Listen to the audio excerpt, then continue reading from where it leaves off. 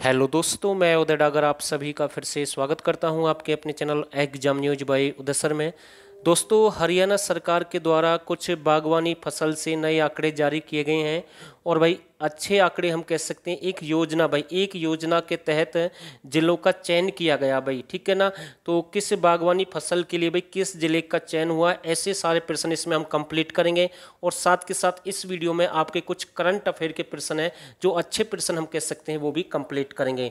तो ठीक है भाई, पहला प्रश्न आपके सामने है। तो भाई ये जो नए आंकड़े आए हैं उनके बारे में जानकारी दे रहे हैं। योजना के तहत, एकल योजना के तहत जो नए आंकड़े आए हैं, किस जिले का किस फसल के लिए चयन हुआ भाई, ठीक है, ध्यान रखना।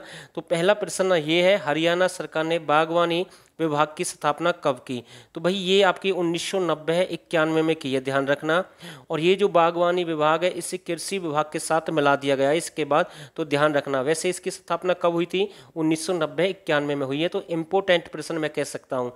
दूसरा प्रश्न आपके सामने है, प्याज के लिए किस जिले का चयन हुआ भाई, यानी कि एकल योजना के तहत चयन किया गया भाई। अब की बार किस जिले का चयन किया गया है, यानी कि सरकार इन फसलों को बढ़ावा देगी सभी फसल के लिए, यानी कि बागवानी फसल के लिए अलग अलग जिले का चयन हुआ। मैं आपको समझाने की कोशिश कर रहा हूँ।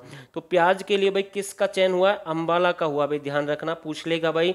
प्याज के लिए अब की बार हरियाणा सरकार ने जो बागवानी फसल के नए आंकड़े आए हैं, किस जिले का चयन किया गया है, अंबाला का। दूसरा प्रश्न है, अमरूद के लिए किस जिले का चयन हुआ भाई, झज्जर का हुआ। जबकि अमरूद प्रदर्शन या प्रजनन केंद्र आपका भूना में है, और भूना आपका कहाँ पर है भाई, फतेहाबाद में है। ये वही भूना है जहाँ पर एक संरक्षित इमारत घोषित की गई है, यानी कि एक करण का कोट है, ठीक है, उसे संरक्षित इमारत घोषित कर दिया गया है हरियाणा सरकार के द्वारा। ये भी नया प्रश्न यहाँ से बन सकता है। अगला प्रश्न है, गाजर के लिए किस जिले का चयन हुआ। तो भाई पानीपत का हुआ है।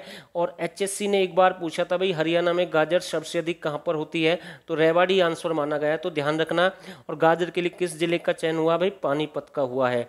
आलू के लिए किस जिले का चयन हुआ भाई, कुरुक्षेत्र का हुआ। वैसे भी आलू यहीं पर सबसे अधिक होता है लगभग, ध्यान रखना। तो आलू के लिए किस जिले का चयन किया गया भाई, कुरुक्षेत्र का किया गया है। और एक और बात बता रहा हूँ, कुरुक्षेत्र में सबसे अधिक संग्रहालय भाई, ध्यान रखना, 9 संग्रहालय हैं। तो ये नया डाटा भी मैं आपको बता रहा हूँ साथ के साथ। अगला प्रश्न, अदरक के लिए किस जिले का चयन हुआ। तो भाई पंचकुला का चयन किया गया अब की बार। ये सरकार के द्वारा से चयन किए गए भाई, सरकार ने नए आंकड़े प्रस्तुत किए हैं और सरकार का इन पर फोकस रहेगा, ध्यान रहेगा लगभग। अगला प्रश्न है, आम के लिए किस जिले का चयन हुआ भाई, तो यमुनानगर का चयन किया गया, मोस्ट इंपोर्टेंट प्रश्न है। नेक्स्ट प्रश्न है भाई, टमाटर के लिए किस जिले का चयन हुआ है। तो मेवात भी रहेगा और पलवल भी रहेगा। ये 2 जिले ऐसे हैं जिनके लिए इसका चयन किया गया भाई, टमाटर, ठीक है। और ध्यान रखना भाई, टमाटर क्या है, एक फल है भाई, ध्यान रखना, पूछ लेता कई बार टमाटर क्या होता है, एक फल है भाई, सब्जी नहीं है, फल है, ध्यान रखना इस बात का, ऐसे भी प्रश्न बनेगा बिल्कुल। खट्टे फलों के लिए किस जिले का चयन हुआ। तो भाई सही आंसर रहेगा, महेंद्रगढ़ का चयन हुआ खट्टे फलों के लिए, ध्यान रखना। वैसे खट्टे फल वगैरह आपके ये सिरसा में भी होते हैं भाई, ध्यान रखना। बहुत इंपॉर्टेंट प्रश्न बनते हैं, कई बार फसल से संबंधित है, बागवानी से संबंधित है, तो कई बार अलग अलग तरीके से अच्छे अच्छे प्रश्न पूछता भाई एचएससी। अगला प्रश्न है, मुर्गी पालन के लिए किस जिले का चयन हुआ। तो भाई जींद का हुआ। ये आपका पशुपालन से प्रश्न पूछा जा सकता है, इंपॉर्टेंट है भाई। कद्दू के लिए किस जिले का चयन हुआ। तो भाई सही आंसर रहेगा दादरी, रोहतक, चरखी दादरी की हम बात कर रहे हैं, रोहतक है और फरीदाबाद है, कद्दू के लिए इनका चयन हुआ भाई, मोस्ट इंपोर्टेंट है। अगला प्रश्न काफी अच्छा प्रश्न है, अदरक और मशरूम से ब्रेड तैयार करने वाला हरियाणा का एकमात्र विश्वविद्यालय कौन सा भाई, हिसार एग्रीकल्चर यूनिवर्सिटी है, जिसे चौधरी चरण सिंह कृषि विश्वविद्यालय भी कहते हैं, जो कि आपकी कहाँ पर है, हिसार में है। और भाई इस विश्वविद्यालय की देन है भाई, अंगूर से शराब बनाने की जो विधि है इसी विश्वविद्यालय ने दी थी सबसे पहले। और इसी विश्वविद्यालय में 5 मेगावाट का सबसे पहले सोलर प्लांट लगाया गया था, सोलर प्लांट भी यहीं पर लगा था भाई सबसे पहले, ध्यान रखना। इंपॉर्टेंट प्रश्न बनते हैं यहाँ से। अगला प्रश्न है, मेरी ग्राम पंचायत ऐप लॉन्च करने वाला हरियाणा का प्रथम जिला कौन सा भाई, तो हिसार है भाई। ये मेरी ग्राम पंचायत ऐप लॉन्च किसने की भाई, हिसार ने की है, मोस्ट इंपॉर्टेंट है। हरियाणा की सेल्फी विद डॉटर अभियान को किस देश ने शुरू किया है, करंट का प्रश्न बनेगा, तो नेपाल ने शुरू किया भाई। सेल्फी विद डॉटर की शुरुआत 2015 में बीबीपुर गांव से की गई, बीबीपुर गांव आपका जींद में है।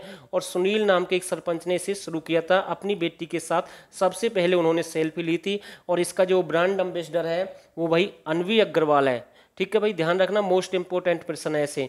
अगला प्रश्न है, सेल्फी विद डॉटर 9 जून को मनाया जाता है भाई, ठीक है ना, इंपोर्टेंट प्रश्न मैं कह सकता हूँ ये भी। प्रसिद्ध हास्य कवि योगेंद्र मौदगिल का संबंध हरियाणा के किस जिले से? तो भाई ये प्रश्न सुर्खियों में है, ध्यान रखना इस बात का। तो इनका संबंध पानीपत से है। योगेंद्र मौदगिल का संबंध कहाँ से है? पानीपत से है।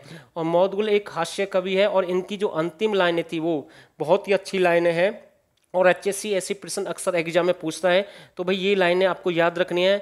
धरती से हर रोज सितारे जाते हैं, आसमान में शायद कमी है तारों की। भाई ठीक है ना, तो ध्यान रखना, धरती से हर रोज सितारे जाते हैं, आसमान में शायद कमी है तारों की। तो ये इसकी लाइन है। और पानीपत संस्कृति मंच के संस्थापक भी किसे माना जाता है? भाई योगेंद्र मौदगिल को माना जाता है। मेजर नितिन बाल विद्या भारती संग्रहालय हरियाणा में कहाँ पर है? कुरुक्षेत्र में। एक और बात मैं आपको बता रहा हूँ भाई, सबसे अधिक जो आपके संग्रहालय है वो कुरुक्षेत्र में। भाई 9 संग्रहालय है, नया आंकड़ा मैं आपको बता रहा हूँ। नेक्स्ट प्रश्न, एक जिला एक उत्पाद योजना के तहत हरियाणा राज्य ने आंवले के लिए किस जिले का चयन किया? भाई ये एक योजना, ठीक है ना, एक जिला एक योजना के तहत चयन किया गया है, जो मैं आपको बार बार समझा रहा हूँ। तो गुरुग्राम का चयन किया गया है। नेक्स्ट प्रश्न, हरियाणा के किस जिले में यूरेनियम खनिज की खोज की जा रही है? भाई नारनौल में की जा रही है। और यहाँ पर भंडार बताए गए हैं यूरेनियम के। अगर यहाँ से भंडार मिलते हैं तो आने वाले 25 साल तक हमारे देश को यूरेनियम की जरूरत नहीं पड़ेगी और नंबर 1 बन जाएगा एक प्रकार से, ऐसा अनुमान लगा रहे हैं। और साथ के साथ यहीं पर एक ढोसी की पहाड़ी है। भाई कौन सी पहाड़ी है? ढोसी की पहाड़ी है, जिसे आर्चिक पहाड़ी के नाम से भी जानते हैं भाई। और यहीं से एक हास्य कवि है सुरेंद्र शर्मा, उसका भी संबंध है भाई नारनौल से। और ध्यान रखना भाई, हास्य कवि तो है, मारवाड़ी भाषा का प्रयोग भी करते हैं वो, ठीक है। मानसरोवर के कोए, बुद्धिमानों की मूर्खता उनकी प्रमुख कविताएं हैं, ध्यान रखना इस बात का। तो भाई इस वीडियो में फिलहाल इतना ही है। और एक प्रश्न है भाई ये भी देख लेते हैं साथ के साथ, राज्य मॉडल शूटिंग रेंज के रूप में किसे विकसित किया जाएगा? तो सही आंसर रहेगा भाई सोनीपत शूटिंग रेंज को विकसित किया जाएगा। तो दोस्तों उम्मीद करता हूं आपको ये वीडियो जरूर अच्छी लगी होगी। जो नए साथी इस चैनल को सब्सक्राइब कर देना और हो सके तो आप इस वीडियो को ज़्यादा से ज़्यादा शेयर करें। और दोस्तों आप सभी ने इस वीडियो को यहाँ तक देखा, आप सभी का बहुत बहुत धन्यवाद।